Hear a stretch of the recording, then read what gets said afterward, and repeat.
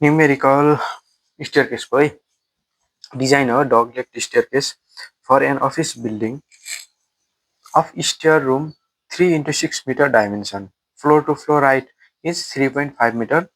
The building is public building and assume the staircase is overcrowding. Stairs are supported on brick wall of 230 mm thickness at landing in and 300 mm width beam at resting landing. Use M20 and FE415 stair material भनेर चाहिँ हामीलाई question दियो हामीले figure बनायौं र अब चाहिँ हामीले यसलाई के गर्छौं प्रोपोर्सनिङ गर्छौं स्टेप अनुसार जान्छौं स्टेप फर्स्टमा हाम्रो के थियो प्रोपोर्सनिङ फिगर चाहिँ ए प्रोपोर्सनिङ अनुसार भ्यालु डाटा लेखेको है कसको कति भनेर हामीसँग अवेलेबल विथ 3 मिटर छ स्टेयरको assume width of each flight भनेको हामीले 1400 mm एज्युम गर्यौं है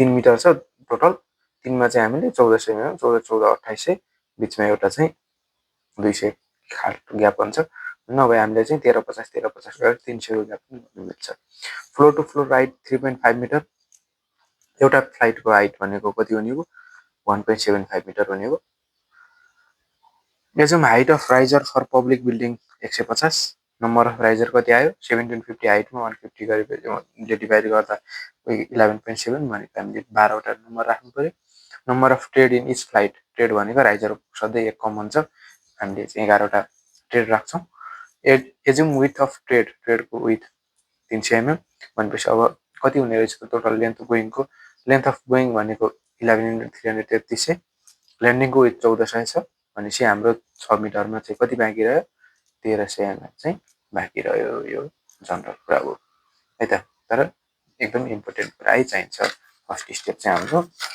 प्रोपोर्सनिङ भयो अब स्टेप 2 मा हाम्रो के थियो इफेक्टिभ लेन्थ अफ स्टेयर अब इफेक्टिभ स्पान कति त स्टेयरको भन्दा 6000 6 मिटर प्लस बेयरिङको आधा वालको 230 डिभाइड बाइ 2 प्लस अर्को साइड केमा बसेछ बीममा बसेछ 300 डिभाइड बाइ 2 गर्दाखेरि हाम्रो 6.265 मिटर अथवा 6225 mm चाहिँ effective span of stair step 3 thickness of waist स्ल्याबको थिकनेस भनेको हामीले 1/20 देखि 1/25 सम्म स्पानको मान्न सक्छौं 1/25 मान्यो अहिले स्पानको हाम्रो स्पान आइसकेको छ त्यो भएर स्पान अपन 25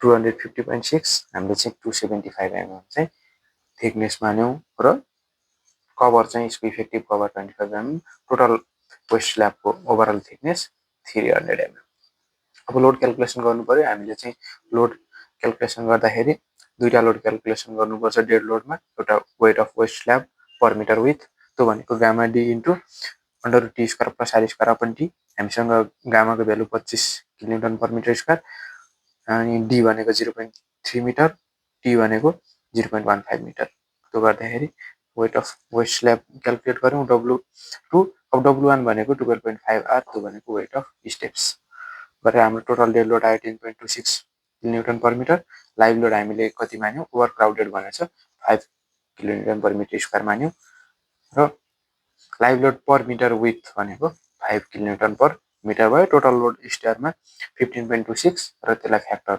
लोड गरे 1.5 ले मल्टिप्लाई गरेर हाम्रो लोड आयो अब लोडिङको लागि चाहिँ यहाँ दुईवटा कुरा छ एउटा थोरै कन्फ्युजिङ पनि छ खास ठुलो फरक चाहिँ पर्दैन लोडिङ डायग्राम अफ स्टेयरकेस हामीले चाहिँ के गर्यौं यो हिसाबमा भन्दा 3300 मिटर यो पुरै फ्लाइट छ जति गोइङ छ गोइङमा हाम्रो म्याक्सिमम लोड आयो फ्याक्टर लोड 22.89 र बाँकी चाहिँ ल्यान्डिङहरुमा चाहिँ हामीले के गर्यौं त्यसलाई सिधै डिभाइड बाइ 2 गर्यौं खास यो ओपन वेलको लागि हो हामीले यसमा पनि गर्यौं खास ठुलो फरक चाहिँ पर्दैन र यसपछिको नेक्स्ट भिडियोमा नेक्स्ट क्वेशनमा चाहिँ हामीले लोडिङको लागि छुट्टै ल्यान्डिङको लागि छुट्टै वेट निकालेर पनि हिसाब गरौँला है त अब यो चाहिँ लगभग 1300 र 1400 खासै ठुलो अन्तर नआउने भएर डिजाइन सेफ नै हुने भएर सिमेट्रिकल मान्यौं फिगरलाई सिमेट्रिकल मानेर आरए बराबर आरबी गरेर हामीले रिएक्सन क्याल्कुलेट गर्यौं र मिड स्पानमा हामीले फेरि त्यस्तै गरी मोमेन्ट क्याल्कुलेट गर्यौं है मोमेन्ट क्याल्कुलेट गर्न सिकाउनु नपर्ला भिडियो फेरि लामो हुन जान्छ हिसाबको मोमेन्ट क्याल्कुलेट गर्दाखेरि रिएक्सन आउँछ यहाँ एउटा आरए यहाँबाट आरबी जताबाट गए पनि हुन्छ यहाँबाट यो इन्टु यो सेन्टरसम्मको डिस्टेन्स भनेको यहाँदेखि यहाँसम्मको डिस्टेन्स प्लस यहाँदेखि यहाँको डिस्टेन्स गरेर जाने। अब यहाँ डिस्टेन्सलाई ख्याल गर्नुपर्छ यो बिचको 3300 mm यो डिस्टेन्स छ जुन यसलाई चाहिँ हामीले अहिले के मान्यौँ भन्दा ओपन वेलको जस्तो गरी हामीले हिसाब गऱ्यौँ त्यो गर्दाखेरि के हुन्छ टोटल 1300 थियो प्लस यतापट्टिको यो साइडको बियरिङ भनेको 300/2 है बिममा बसेको छ 150 फेरि माइनस 150 चाहिँ घटाइदियौँ हामीले यतापट्टि पनि त्यही गऱ्यौँ 1400 थियो प्लस 115 भनेको हाम्रो 230 मा बसेको छ यो त्यसको आधा माइनस 150 गरेर हामीले चाहिँ डिस्टेन्स गर्यौँ यो नगरेर हाम्रो डिस्टेन्स चाहिँ सिधै 1400 1300 गरे पनि केही फरक पर्दैन। अब हामीले मिड स्पानमा चाहिँ मोमेन्ट क्याल्कुलेट गरौँ यहाँबाट यो इन्टु यहाँसम्मको डिस्टेन्स यसले नेगेटिभ दिन्छ 11.45 इन्टु 1300 त्यसपछि इन्टु फेरि यसको डिस्टेन्स यहाँदेखि यहाँसम्मको डिभाइड/2 यहाँदेखि प्लस फेरि यो 3300/2 गरेर टोटल चाहिँ हामीले अनि फेरि यो 22.89 इन्टु 3300/2 इन्टु 3300/4 गरेर हामीले चाहिँ के गर्छौँ मोमेन्ट क्याल्कुलेट गर्छौँ। मोमेन्ट क्याल्कुलेट गर्न दुःख भयो भने फेरि एकचोटि कमेन्ट गर्नु यहाँबाट यहाँसम्म पुग्ने हो यही सेन्टरसम्म यहाँ पनि गरेकै छ सोल्युसन। मोमेन्ट क्याल्कुलेसन गरिसकेपछि हामीले के गर्छौँ हाम्रो टोटल मोमेन्ट आयो 92.25 किलोन्युटन मिटर।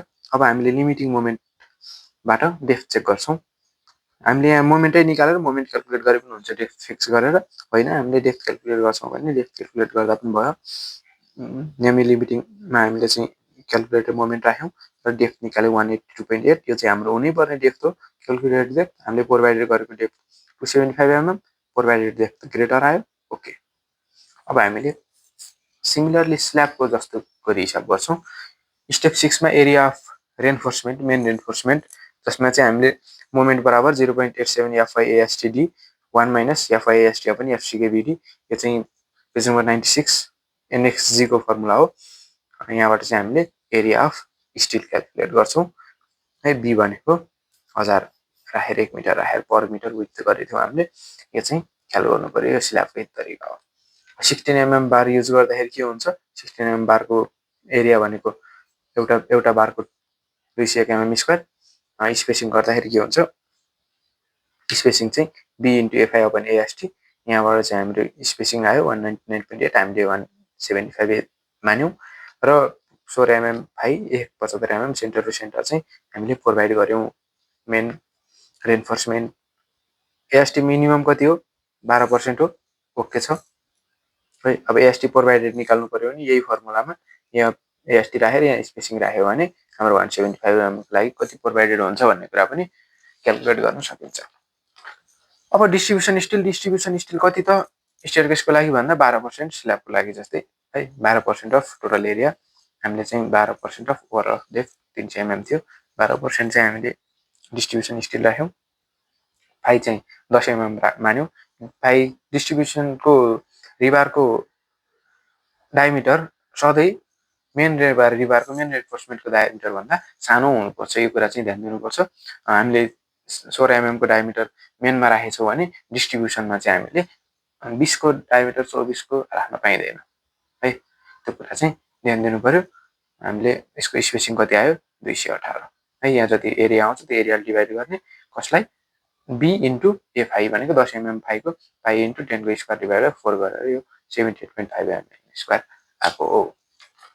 यसरी हामीले डिस्ट्रिब्युसन र मेन रेन्फोर्समेन्ट क्याल्कुलेट गऱ्यौँ सियर चेक गर्छौँ VU भनेको हाम्रो रियाक्सन हामीले निकालिसकेछौँ RA बराबर RB सेम चाहिँ रियाक्सन हाम्रो सिमेट्रिकल मानेछौँ 53.025 टाउ V VU/VD पनि हामीले सेम सिमिलरली स्ल्याबको जस्तै गरी चेक गर्ने टाउ V निकाल्यौँ VU/VD गरेर डिजाइन सियर स्ट्रेन्थ भनेको टाउ C ड्यास भनेको टाउ C इन्टु के को भ्यालु 1.25 यो M20 को लागि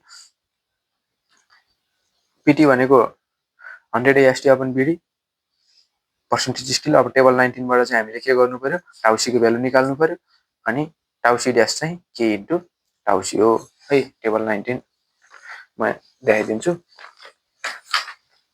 यहाँबाट यो टेबलबाट PT को भ्यालु निकाल्ने अनि M20 को लागि चाहिँ कति हुन्छ है त। अब कति छ पर्सेन्टेज 100 AST प्रोभाइडेड राख्ने AST डिभाइड बाइ बिटी कति हामीले एसटी प्रोभाइड गर्यौँ, यहाँबाट चाहिँ बिटी पर्सेन्ट आउँछ, त्यही अनुसार यो भ्यालु इन्टरपोलेट गरेर निकाल्दा भइहाल्छ।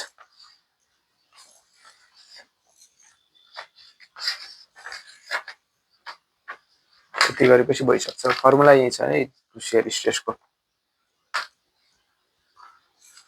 पेज नम्बर 72 मा tau B equal to VU by BT भनेर चाहिँ हामीसँग सियर स्ट्रेसको फर्मुला यही छ है।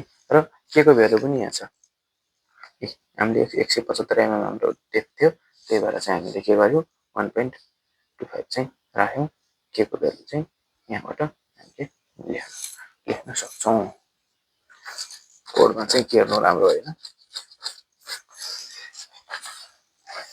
अब डेभलपमेन्ट लेन्थ टाउसी चेक गरिसकेपछि हाम्रो टाउसी ड्यास चाहिँ टाउ बी भन्दा ठुलो हुनुपर्छ। यो चाहिँ कोड पढ्यो भने पेज नम्बर 72 पढ्यो भने थाहा भइहाल्छ है त। कोड चाहिँ पढ्ने बानी गर्नु पर्यो। पेज नम्बर 72 कोडको हेर्नु पर्यो सियर स्ट्रेसको लागि, सियर स्ट्रेन्थ चेक गर्नको लागि। डेभलपमेन्ट लेन्थ चेक गर्दा पनि त्यही हो। डेभलपमेन्ट लेन्थ प्रोभाइडेड भनेको कुनभन्दा सानो हुनुपर्छ 1.3 M1 अपन भी।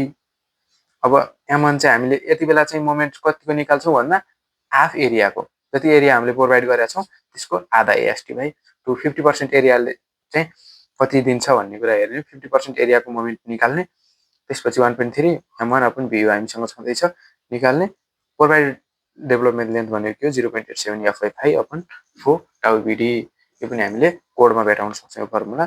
कोडमा हेर्नु टाउ बिडीको भ्यालु चाहिँ पेज नम्बर 43 मा छ। 28.2.1.1 मा टाउ बिडीको भ्यालु छ 1.2 उसको लागि M20 को लागि। र त्यसमा चाहिँ हामीले के गर्छौँ 60% इन्क्रिज गर्छौँ। त्यो पनि त्यही कोडमा भनिदिएको छ।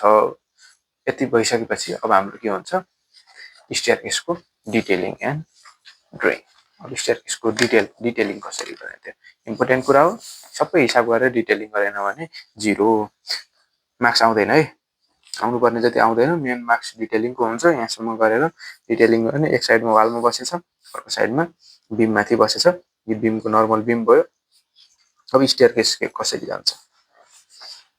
मेन बार यो लाइन भनेको मेन बार हो। यो गोलो गोलो देखाएको भनेको डिस्ट्रिब्युसन बार हो। यिनी स्टेप भइहाल्यो। अब यहाँबाट तलबाट गएको बार यहाँबाट बाङ्गेर माथि जान्छ। कहाँसम्म जान्छ डेभलपमेन्ट लेन्थसम्म। यहाँ पनि तलबाट आएको बार यहाँसम्म सिधा आउँछ बाङ्गेर LD सम्म जान्छ। अनि यो यहाँबाट वालबाट भित्र रेन्फोर्समेन्ट डिस्ट्रिब्युसन पस्दैन, यहाँबाट भित्र पनि डिस्ट्रिब्युसन पस्दैन। अब यो माथिल्लो बार टप बार फेरि कसो हुन्छ, टप बार पनि यहाँबाट सिधा आउँछ। अब फेरि यो फ्लाइटमा चाहिँ यो बटम बार हुन्छ र फेरि यहाँ गएपछि यो टप बार भएर यहाँसम्म जान्छ है। अब यो चाहिँ थाहा पाउनु पर्यो। यो मेन बार हो दुईटा। यो तलपट्टि दिएको यो लाइनले देखाएको सबै मेन बार हो र यो गोलोले देखाएको सबै डिस्ट्रिब्युसन बार हो। यसको चाहिँ हामीले के गरिदिनुपर्छ डाइमेन्सन देखाइदिनुपर्छ। कुनको लेन्थ कति। यो 300 mm को थियो, यो 230 mm को थियो, यो 1400 mm हाम्रो यतापट्टिको ल्यान्डिङ हो। यो फ्लाइट भनेको गोइङको लेन्थ 3300 mm र यता बाँकी 1300 mm। यति गरेपछि हाम्रो स्टेयरकेसको हिसाब सजिलो छ, सकिन्छ। एक्जाममा आउन सक्ने चान्स हुन्छ। स्टेयरकेस चाहिँ राम्रोसँग पढ्नु।